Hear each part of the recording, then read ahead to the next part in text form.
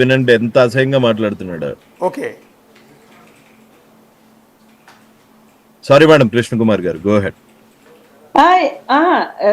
ఇప్పుడు అలీ వైఫ్ చనిపోవాలి, ఆ వీడియోలు చేసినందుకు అల్లా అంటూ ఉంటే జరగాలి అంటున్నాడు. అవును.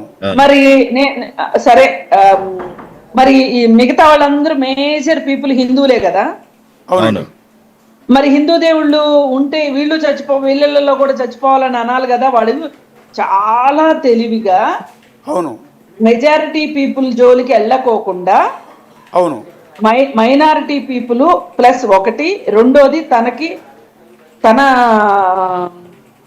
వృత్తికి సంబంధించిన రైవలరీ ప్రకారం అతను అంటే చాలా సెలెక్టెడ్ గోల్స్ తోనే వెళ్తున్నాడండి. అవునండి.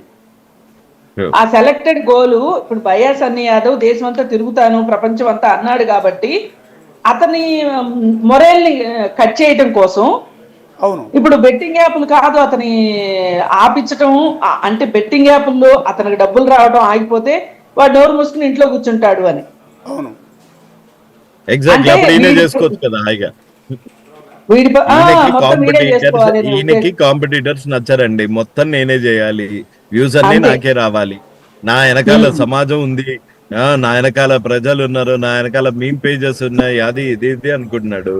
అతని వెనకాల అతను మాట్లాడే లాంగ్వేజ్ వల్లే వాళ్ళందరూ ఇతని ఫ్యాన్స్ అనుకుంటున్నారు, విచ్ ఇస్ అటర్ రాంగ్.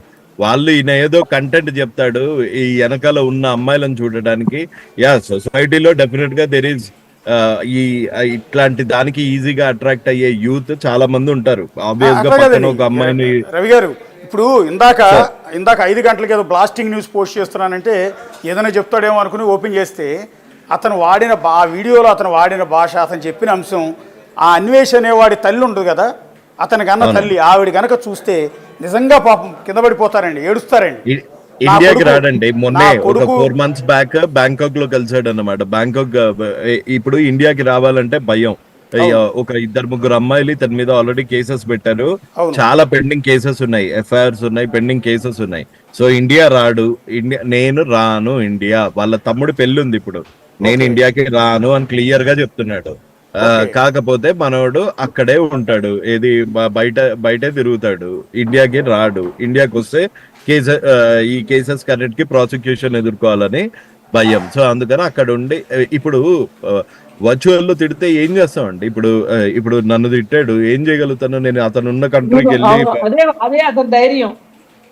ఇప్పుడు హర్షసాయి తిడతాడు కాదండి, హర్షసాయి బెట్టింగ్ యాప్లు ప్రమోట్ చేశాడని తిడతాడు, దాన్ని కించపరుస్తాడు, ఓకే, తప్పేం లేదు. అతను ఆల్రెడీ బెట్టింగ్ యాప్ను ప్రమోట్ చేశాడు కాబట్టి అతను విమర్శించినా కూడా అది హర్షసాయి తీసుకుంటాడు. కానీ అదే హర్షసాయితో ఇతను సాయంత్రం ఫోన్ చేసి సరసాలాడతాడు. అయ్యో, ఇప్పుడేంటండి అసలు నేను ఇది నువ్వు నమ్మించి మోసం చేసావని నేను ఎందుకు అన్నాను అంటే, నేను హర్షతాయి మీద ఫైట్ చేస్తున్నప్పుడు, నేను ఇమ్రాన్ మీద ఫైట్ చేస్తున్నప్పుడు, నేను ఇది చేస్తున్నప్పుడు ఎవ్రీ డే అక్కడ మాటలు ఇక్కడ చెప్పడం, అగ్గిపుల్ల వేయటం ఇద్దరి మధ్యలో. ఇద్దరికి ఒక పర్సనల్ రైవలరీ పెంచడానికి అనివేష్ చేసిన పాత్ర అంతా ఇంత కాదు.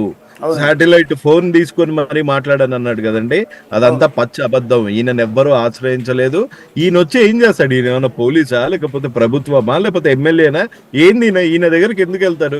ఈయన సపోర్ట్ గురించి ఎవడైనా ఎందుకు వెళ్తాడు?